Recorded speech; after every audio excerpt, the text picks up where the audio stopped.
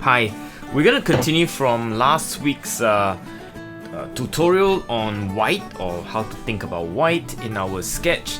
I'm gonna give a couple of examples on how to sketch white things, right? So we're gonna use a car and then a running person with a white shirt. Let's go.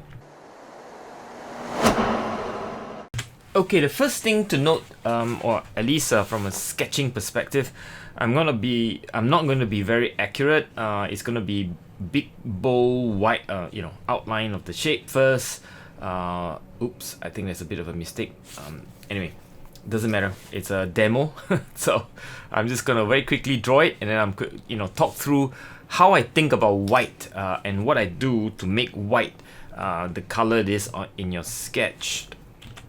Which of course is more interesting than getting the sketch right, and I'm trying to do this in a hurry. Anyway, let's talk about why you need to drop the rest of the background a tone lower, or rather a shade lower, and you could do that with a very light wash around it, like so. Basically, if you look at the brown, greenish brown, I am using whatever palette I have, color in my palette, the dirty color. I'm just dropping the background down a notch. And this is important because by dropping it down a notch, the subject itself, the car, becomes white. Sometimes in your urban sketching or sketch, you have no such luxury. In other words, you cannot drop the entire background down a notch.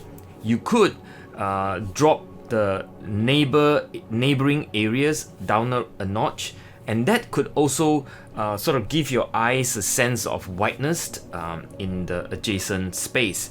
So if you want to put something white, maybe just drop the neighboring areas with a bit of gray, a bit of brown, a bit of neutral colors if you like. Just a notch. It doesn't have to be very black or dark, and you would be able to see a bit of a white, sort of shade. And that really is about relativity. In other words, in a sketch, even within one sketch, you can create many relative colors all around. But of course, you can't be too ghastly by dropping too many relative colors. It doesn't quite work that way, right?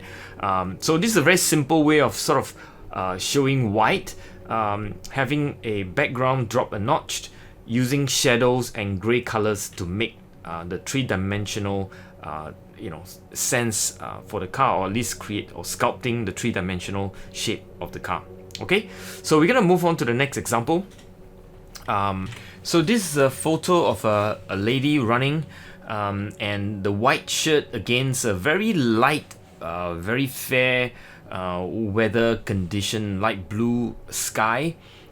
You could see that actually our eyes are very sensitive. It will see even a small smack of colors, you will be able to see it. So, by very quickly drawing this, I'm going to show you with the same example how I drop the background a notch. And by dropping a notch, you will see that the white of the shirt will pop.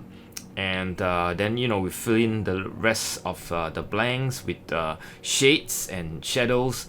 And then it will create the three-dimensional form of the subject. So here you see, by dropping the background a notch with dirty blue, if you like, I could actually make the white pop. So now we go in and put in shadow colors for white, any gray or any neutral colors with a slight tint. Your eye can see it, right? Now I'm trying to create a bit of a maroon color, drop a bit of French ultramarine into the permanent alizarin crimson. There's some dirty black from my previous video. There's a little bit of lunar black, a little bit of neutral tint. Doesn't matter. I'm just trying to give it an illustration. And by putting in where I see the shadows, it creates a bit of a three-dimensional form. The leg at the back, her left leg is dropping to the back. And I'm using a bit of a Naples yellow with a bit of black. There's a bit of brown in it as well. I'm not being very precise with the skin tone colors and not very precise with my drawing either, but I'm trying to give you a sense of how you could do this more precisely and more carefully and more time, of course, but I'm sort of in a hurry today, but yet I still want to create this video. So that's the basic idea, using background, dropping a notch, using shadow color, gray, and that creates a bit of a sketch, a bit of looseness, a bit of, you could see that the form is coming nicely, but you get the idea, right? White is painted via its neighbor, and its three-dimensional structure is sculpted through an appreciation or dropping in shadows, and that's really the basic idea for creating white in all your sketches. So I hope this two example helps you in the way you think about white, coupled with last week's tutorial, the video. If you have not seen it, the link will be here. Feel free to go back and look at it, and I hope the examples here gives you some ideas and how simple it is to paint white, or rather not paint white at all. So wherever you are, please stay safe. This is Whee Teck out.